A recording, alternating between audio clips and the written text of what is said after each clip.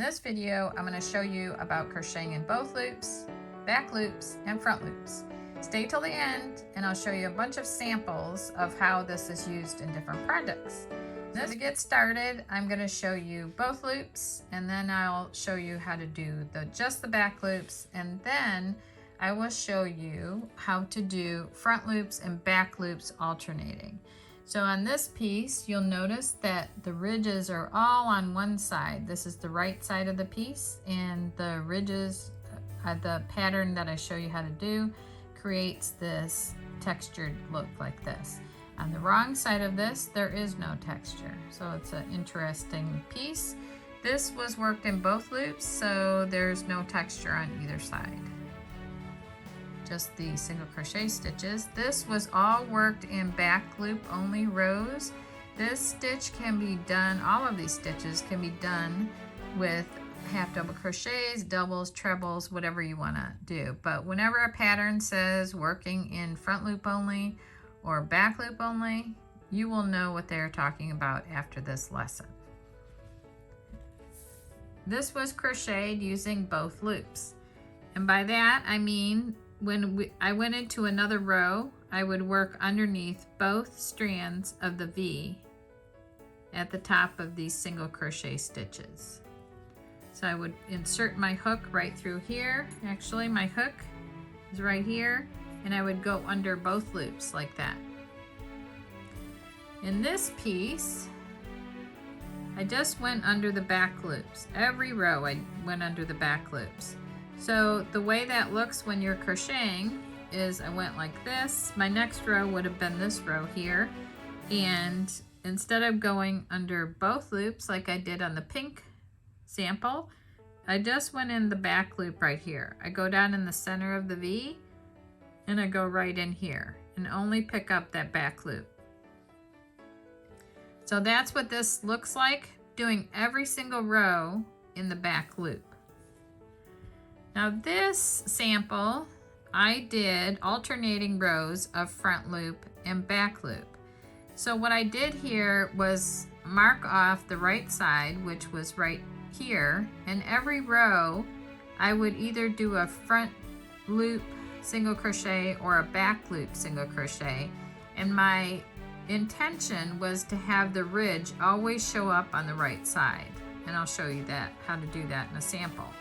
But this is the right side. You can see every row creates a ridge. And then the wrong side, it looks just like this piece here on the wrong side. It doesn't look any different at all. So to get started, you will need a pair of scissors. When we get finished, I'll show you how to weave in the ends, a yarn needle, a crochet hook. When I am teaching crochet, I like to use a number 6 bulky weight yarn, and you will need some kind of yarn just for practice or if you're working on a project. And it may be helpful when working this sample here, since we're alternating front and back loop, to have some stitch markers. So stitch markers can be a lot of different things. Some that I've used in the past are these little plastic safety pins. They also make them like this, where you can just put that in there, or an actual safety pin. I've used bobby pins in the past. And then if all of that is not available, you can take a contrasting piece of yarn like this and just mark the right side like this. So you just grab hold of one of these loops, or you could even go through here and just bring a different color of yarn through to the right side like this. And just tie a real loose knot like this, and then you'll always know what the right side is. So that may come in handy. And I think we're all set. So I'm using a number 6 bulky weight yarn, and I'm using a 9mm crochet hook. So let's go ahead and get started. I'm going to make a slip knot, and to do that I just make a loop like this. The top strand I fold over the back circle, and it looks like a pretzel. and I reach in and I grab that through from the back, pull it to the front. And as I do that, you can see that's a knot forming right there. And I call that the knot side and this the slip side. So you make a slip knot, and then you put that on your hook like that, and then tighten that up a little bit. And for this sample, I'm gonna chain 11. So just do your chain.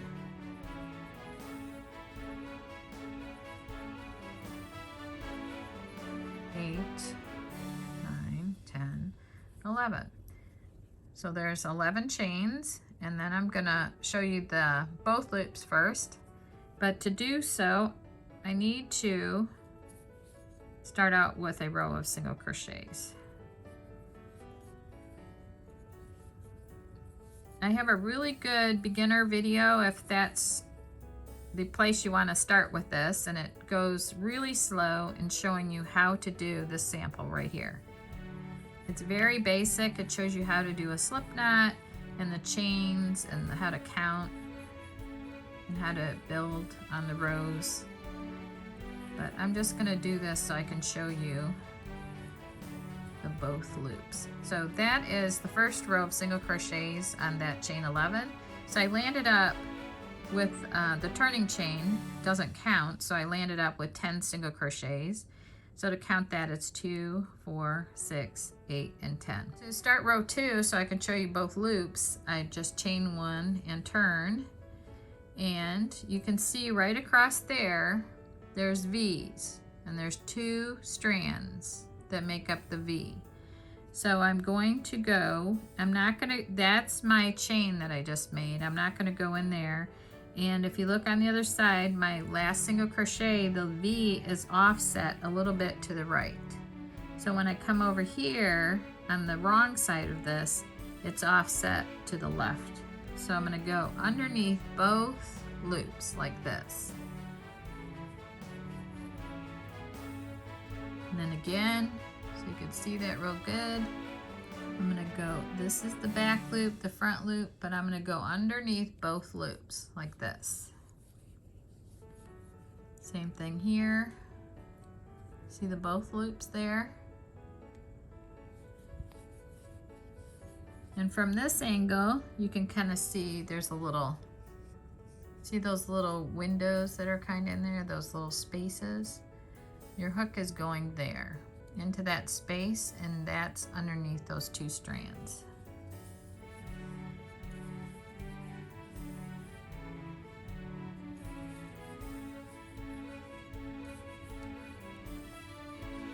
So again, it's underneath both loops.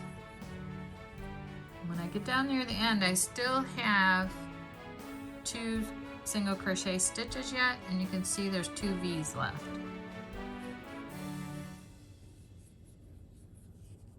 And there's the last one right there. You don't want to forget that one. I highly recommend when you are starting out to count after each row. Well, I'm getting tangled up in that last stitch. So I'm going to go underneath here. There, I got it. And yarn over, and that's my last single crochet. So now if I count, I have 2, 4, 6, 8, 10 single crochets, and that is working in both loops. So now I chain 1 turn, and I will show you working in the back loop only. So when I worked in the back loop only, every row it lands up being a ribbing. And a lot of times this is used at the end of a cuff, or at the end of a sweater, or on the cuff of a baby bootie, or slippers and hats are created with this stitch. There's so many things that are created with this stitch, and it adds such a beautiful texture and dimension to a lot of crochet projects, and I'll show you some of those at the end. But right now, so when I come back on this row, instead of going underneath both loops, I am going to go just in that back loop.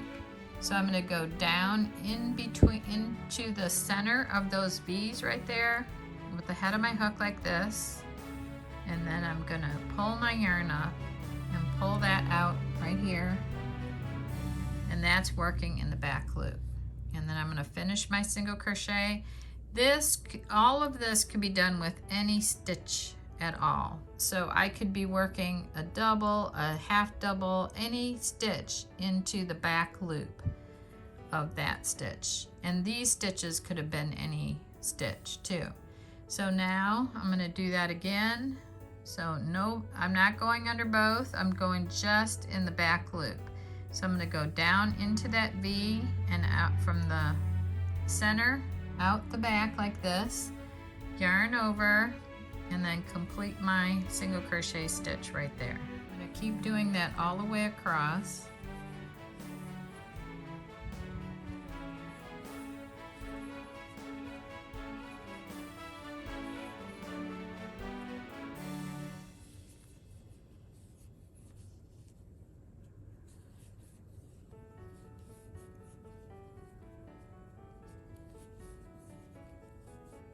And there.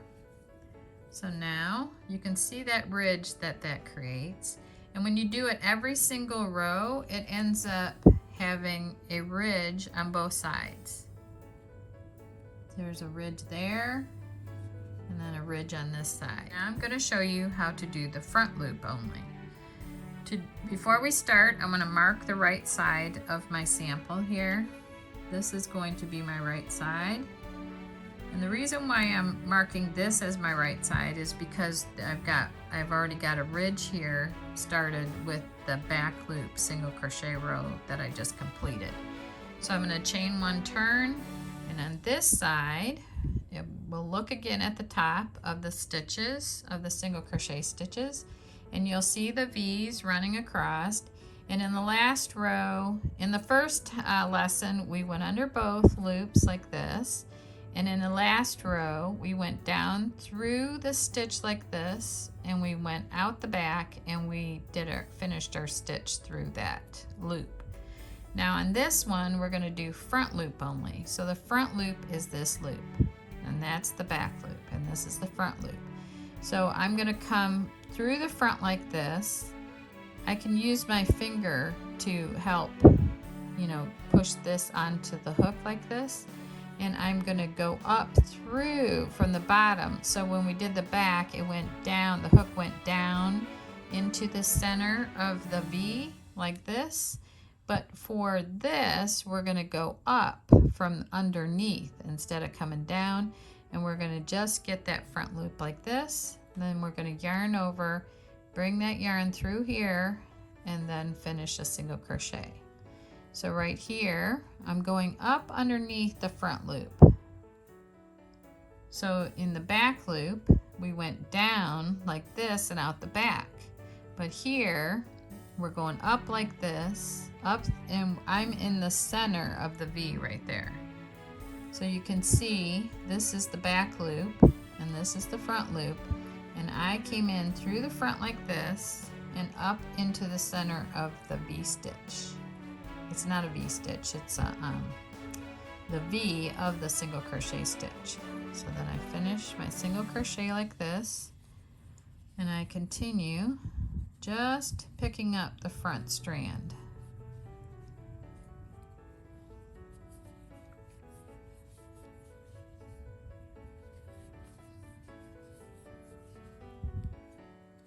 So now on the other side, see, this remains flat on this side.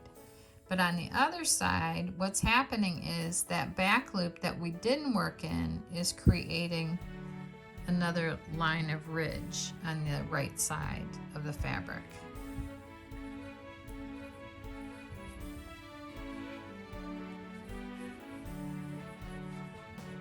I'm going to finish this row. And now I'm going to chain one turn, and that's what that row looks like. So the single crochet row that we worked in the back loop created this, it's like a deeper ridge right here. And then this one was created by working the front loop only stitch, and then it created that smaller line like that. So now if I go back and work just in the back loop again. That line, that ridge is still on the right side of my piece.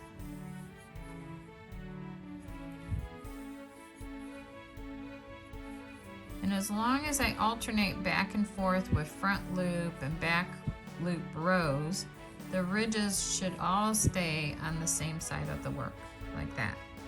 So in this sample, you can see how I did 9 rows of alternating back loop and front loop rows.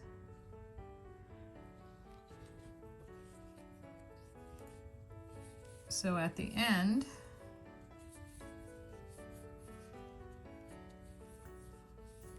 when I get down to the last stitch, I'm just gonna make a chain, yarn over, draw that through. There, you can tighten it in the back like this, and then get your scissors like this. I always cut to the back like this, and then pull this straight out. And then you can pull this out unless you need this on your work to when you're sewing something together, or if you need it, you can keep it on there. So then I just fold the yarn over the eye of my needle like this, and I pinch it, and then I open up my fingers, and then I push the pinched folded end through here, and then I'm on the wrong side of the work, and the right side was where all the ridges are, and I go close to where I came out, and I go back in to the work about 1 inch,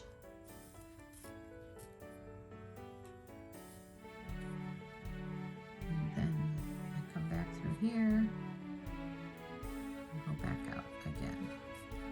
I usually do that about 3 times, and then I hold my scissors flat and I cut like this, and then I'll sew in the other end. But that is how you do front, back, and both loop stitches in crochet. And I want to thank you so much for joining, and please, if you enjoyed this video, subscribe, sign up for notifications, and they will notify you whenever we post new videos, and like and comment and let me know what you'd like to see next. Thank you, and enjoy your crochet.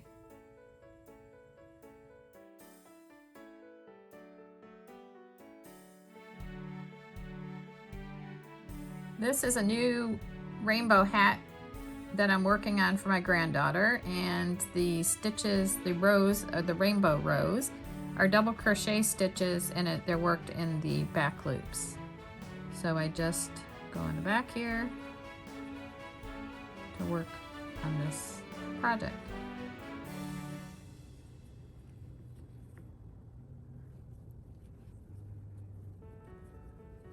But this will be cute when it's done. Here's a sample of the back loop single crochet stitch worked in the yoke of this baby sweater.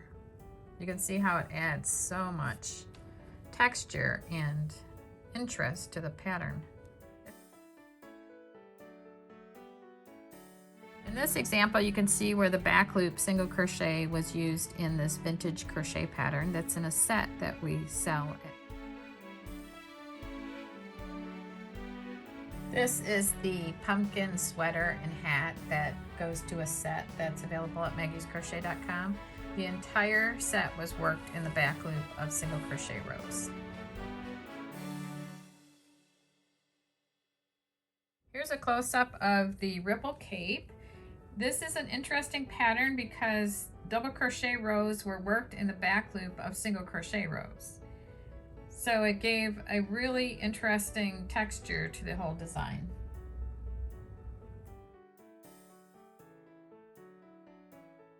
And you can see where we use the single crochet back loop stitch to do the ribbing on this.